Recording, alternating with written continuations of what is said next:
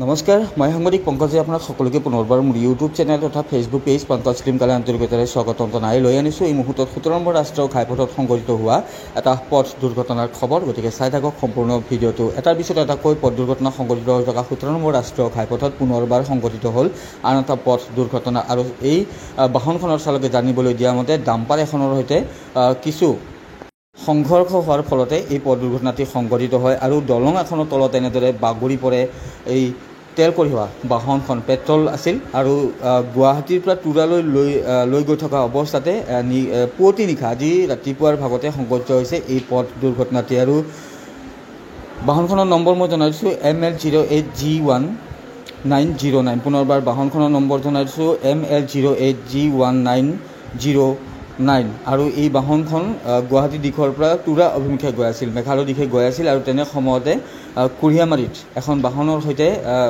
এখন ডাম্পাৰৰ সৈতে আচলতে কিছু সংঘৰ্ষ হয় আৰু তাৰপিছতে নিয়ন্ত্ৰণ হেৰুৱাই এই বাহনখন এনেদৰে দলঙৰ তলত বাগৰি পৰে। সন্মুখভাগ সম্পূৰ্ণৰূপে বিধ্বস্ত হৈ পৰিছে বাহনখনৰ, কিন্তু দৈৱক্ৰমে প্ৰাণ ৰক্ষা পৰিছে ইয়াৰ যিগৰাকী চালক আছিল, চালকৰ দৈৱক্ৰমে প্ৰাণ ৰক্ষা পৰিছে। হেণ্ডিমেনজনৰ প্ৰাণ ৰক্ষা পৰিছে। অৱশ্যে আহত হৈছে দুয়ো। ইতিমধ্যে ধূপধাৰা আৰক্ষীয়ে দুয়োকো মেডিকেললৈ পঠিয়াইছে। বাইদেউ, চালকজনৰ নামটো হৈছে মিথুন দেৱনাথ আৰু যিগৰাকী হেণ্ডিমেন আছিল হেণ্ডিমেনজনৰ নাম হৈছে মাধৱ মণ্ডল।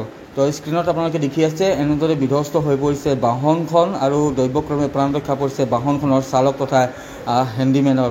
ইতিমধ্যে এই ঘটনাস্থলীত ধূপধাৰা আৰক্ষীৰ দল এটা উপস্থিত হৈছে আৰু বাহনখন সেই স্থানৰ পৰা উদ্ধাৰ কৰাৰ বাবে তেওঁলোকে যজা চলাই আছে।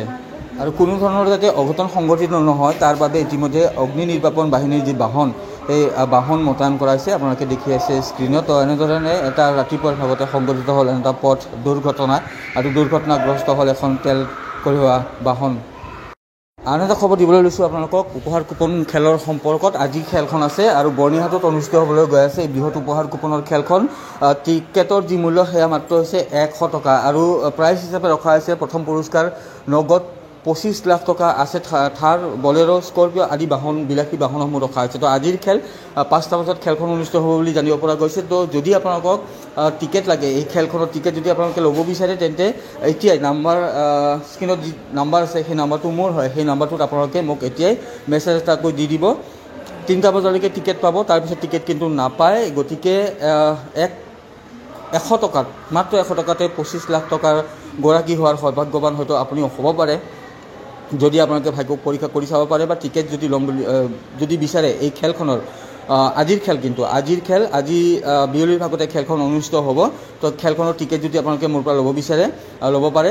স্ক্ৰীণত নাম্বাৰ দিয়া আছে, সেই নাম্বাৰটোত আপোনালোকে মোক এটাকৈ মেছেজ দি দিব, টিকেটৰ সংখ্যাটো লিখি দিব, মানে কেইখন টিকেট লাগে সেই কথাটো উল্লেখ কৰি দিব। আৰু সম্পূৰ্ণ বুক মাত্ৰ 700 টকাত পাব আপোনালোকে, সম্পূৰ্ণ বুক মাত্ৰ 700 টকাত পাব।